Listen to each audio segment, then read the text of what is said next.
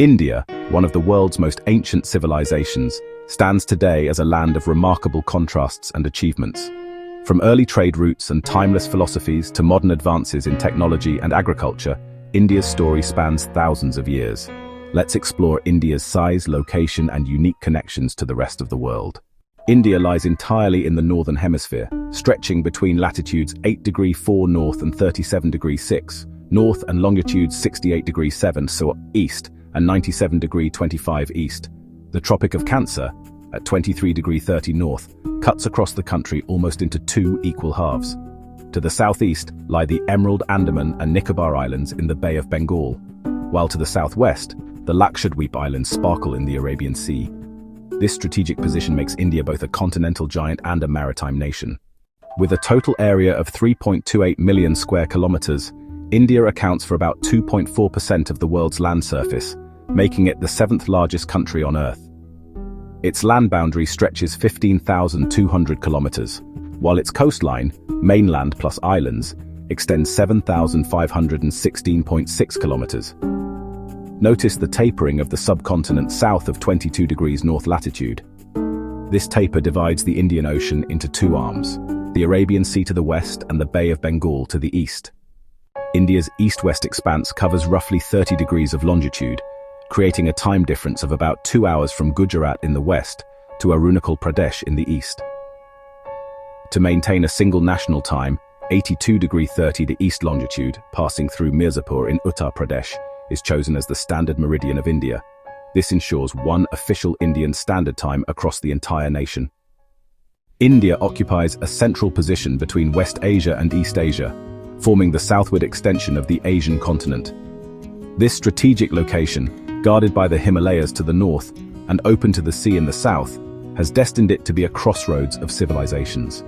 For millennia, it has served as a vital bridge connecting diverse peoples and cultures, making its geography a key chapter in its history. The Deccan Peninsula projects deep into the Indian Ocean, a feature that has defined its destiny as a maritime nation. This transoceanic position gives India easy sea routes to the coasts of Africa and the Arabian Peninsula to the west, and through the Strait of Malacca to Southeast and East Asia.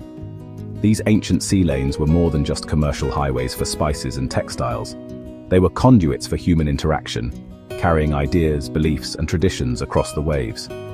With a coastline stretching over 7,500 kilometers, India's maritime presence is unparalleled in the region. No other country has such a long and commanding coastline along the Indian Ocean. This vast access to the sea has not only powered its economy through major ports, but has also been fundamental to its cultural and strategic influence. So profound is this connection that the ocean itself takes its name from India, a lasting testament to its historical dominance in these waters. For centuries, trade with Europe meant a long, perilous journey around Africa. But the opening of the Suez Canal in 1869 revolutionized global trade. This engineering marvel created a direct shortcut, shortening the sea route to Europe by nearly 7,000 kilometers. This dramatically enhanced India's global connections, accelerating the flow of goods and ideas, and further integrating it into the world economy.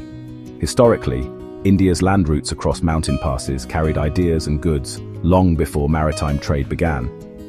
Through these ancient corridors, like the Khyber Pass, India shared its intellectual treasures with the world. The philosophies of the Upanishads, the epic tales of the Ramayana, and the fables of the Panchatantra traveled far and wide.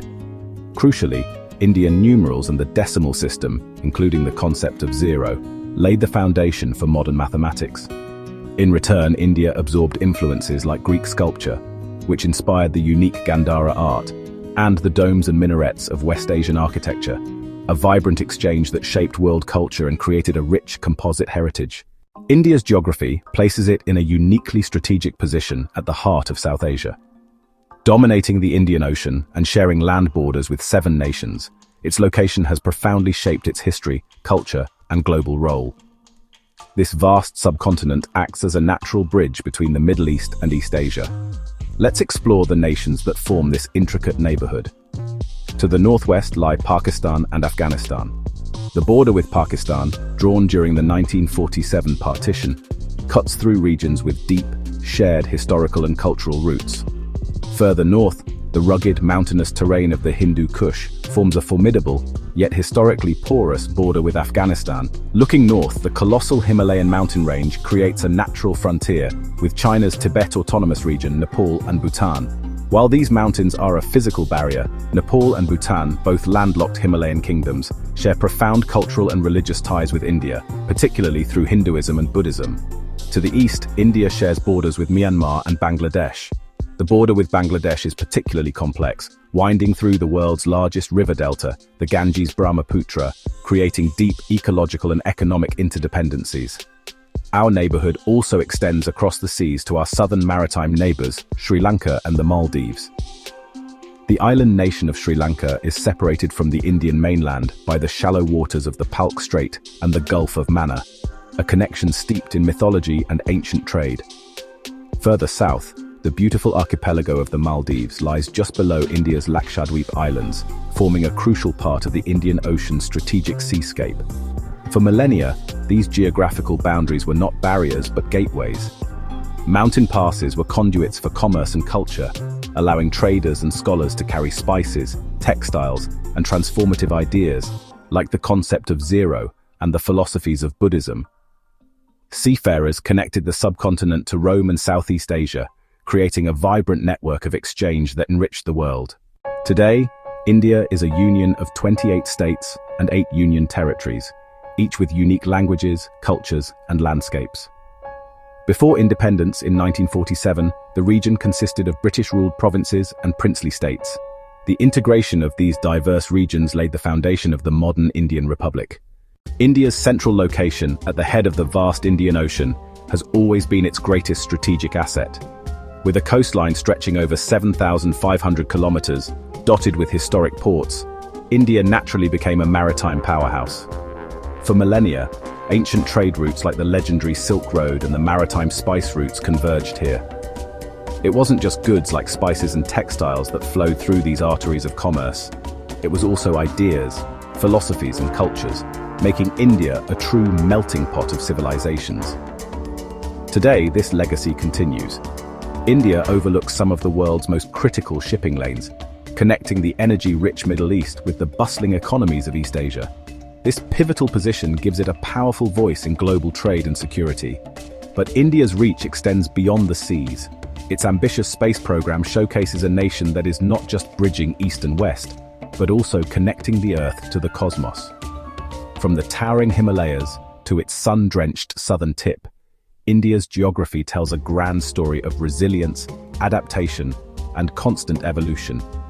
The land has nurtured ancient civilizations, inspired profound spiritual traditions, and fueled a dynamic modern economy.